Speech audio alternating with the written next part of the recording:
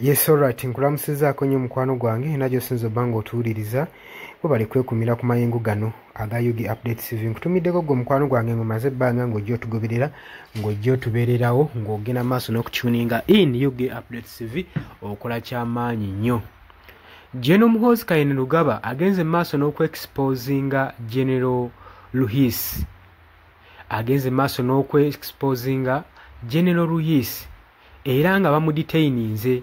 Otogera ku detaininga kitegeeza bamusibye ku orders eza Muhoozi Kainerugaba. Ensonga ngenda kubanga njibawa. Nenga oli ku Yugi Update TV gwagala otweyungako kirya wansi waliwo ekigambo subscribe kikoneko obeere nga otweyungako. Major General James Luhisi. General James Luhisi ono nga yakwatiddwa ku orders ya Chief of Defence Force General Muhoozi Kainerugaba olw'okuteeberezebwa okubanga abadde abba amafuta mu Uganda People's Defence Force. General Muhoozi Kainerugaba yagenze maaso n'okukola disclosure ku mukutu gwe ogwa Twitter ng'agamba nti yesterday I arrested General who has been stealing fuel for about 3 years. He also warned that more arrests are expected. Yagenze maaso ku mukutu gwe gwa Twitter ng'agamba nti neggulo limu eggulo yagenze maaso n'arrestinga oba n'akwata General ateebereza okubanga abadde abba amafuta okumala emyaka 3 mirambirira. Era n'agenda maaso n'okulabula n'abalala nti basuubire okukwatibwa kwabwe kujja kuli mu kkubo kujja. Military insider bamaze okubanga bakikonfaminga nti Luhisi yateekeddwa dda mu custody wiiki eno gye tukubye amabega, era agenda maaso n'okubanga adetainingibwa e Makinde ku military barracks mu Kampala. Colonel David Kidege era naye yalipotingiddwa ng'ali under detained nga connectinze ku kibba mafuta kino ekyabadde ku General. Investigation ne trace zigenda maaso n'okukolebwa ku Uganda Rapid Development Capability Center elocatingiddwa ku Gaddafi Barracks mu Jinja nga bagenda maaso n'okunoonyereza ekibba mafuta kino mu Uganda People's Defence Force. Facility ya reportinga ng'eluzinga kyenkana portion buli mwezi ng'egenda maaso n'okuluzinga source egamba nti location badde balocatinze losses eziwera mu 20,000 liters of petrol ne 30,000 liters of diesel buli mwezi nga zinono zibbibwa abakwate benkumenyedde wammanga newankubadde half amount eya 10,000 liters eya petrol ne 15,000 liters za diesel zigenda maaso n'okubanga zirwichinga ku facilities. Results ziraga mu mwezi loss ezikolebwa za 98 billion ezeetooloolerwa ku estimated total loss eya 3.5 billion buli luvannyuma lwa myaka 3 ng'omukwano gwange ali eyampuliriza. Oli ku Yugi Update TV kosinzo bango otuwuliriza bwe bali kwekuumira ku mayengo gano. Tugezaako kulaga nti n'obubbi tebuli mu sectors ndala zokka wabula ne mu sectors ezikwatisa amateeka obubbi gye buli. W'olaba nga bakwata bannaabwe oyinza okulowooza nti beewaabwe balongoofu naye nga neewaabwe obubbi bwenkukunala. Njukira nti bebasuze mmundu be bali mu bitongole ebikuumaddembe kati olowooza obubbi bunaabalemerawo okubba. Oli ku Yugi Update TV gwagala otwengako kirira wansi waliwo ekigambo subscribe kikoneko obeere nga osobola bulungi nnyo otwegaka ku mbagazza olunaku olulungi mweraba. Yes, nkulamusizaako nnyo mukwano gwange najjo osinzira okubanga otuwuliriza bwenna omuwuliriza wa Yugi Update TV. Mukola kyamaanyi nnyo okwekuumira ku mayengo gano. Mwe abali emitala w'amayanja abali mu diaspora nammwe mbalamusizaako nnyo sibeerabidde kubanga wemwe mpaji luwaga abayimirizaawo amayengo ga channel eno okubanga ekulaakulana n'okutuusa eddoboozi lyammwe eri abantu be muba mwagala libatuukeko bonna bonna.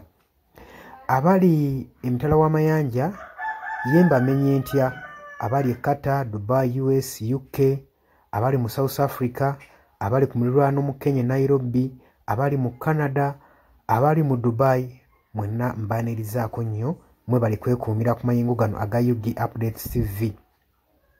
Kakati nno era mu ngeri y'emu twagala obbategeeza mikwano gyaffe nti ennamba y'essimu gye tutadde mu WhatsApp gy'olaba eyo eri mu kikala ekimyufu, eri mu people power color.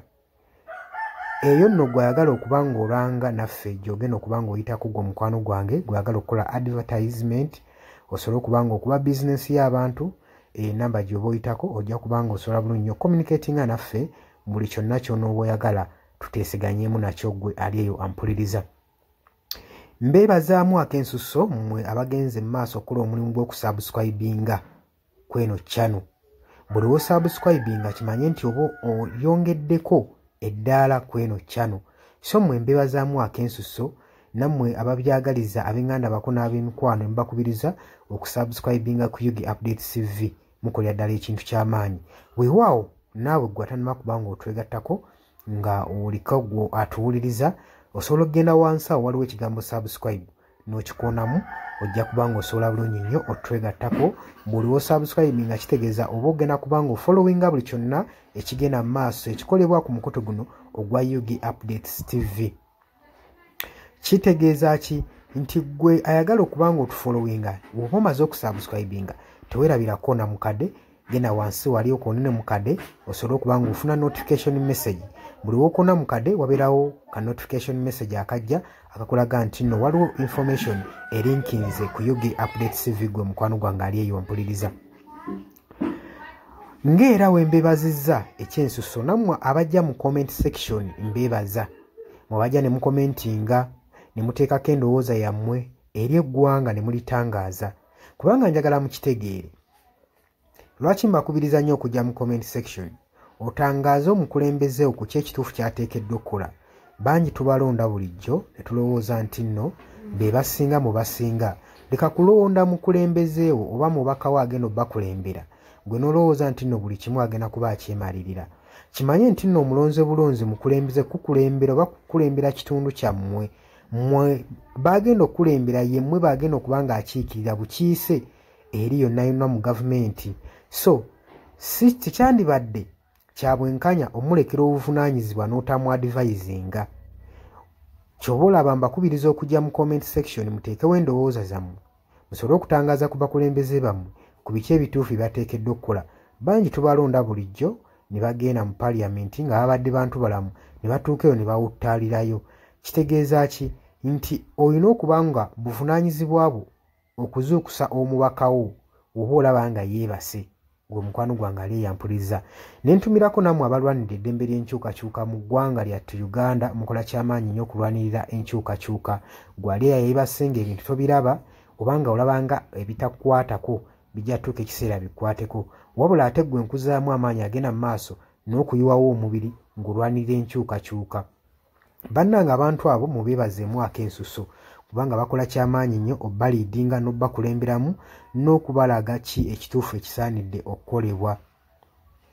Mukimanye mu nsi we tuba tubaako be tulwanirira oba be tuluubirira, si lwakuba nti nno tukolerera oba abasinga bayinza olowooza nti omuntu ogenda mu maaso n'okuba nga alwanirira enkyukakyuka alina bye yeeyagaliza nga ye omuntu.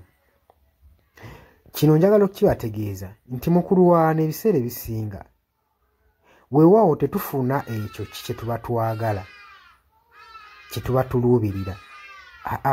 Naye okulwana tusuubira, wano mu kulwana tuba n'essuubi nti tusobola okufuna ekyo ekitugwanira. Kati naawe mukwano gwange ali eyo alwanira enkyukakyuka, kino kankikutegeeze. Wandibanga nno oli eyo olwana nga tumanyidde ogenda kifunamu, weewaawo oyinza obutafuna ekyo ky'oyagala, naye osobola okufuna ekyo ky'ogwanira. So tulwana olw'enkyukakyuka nga tulwanirira okufuna ekyo kye tugwanira. Kati gwe mukwano gwange ky'ofuna kye kiggwanira eyo gy'oli.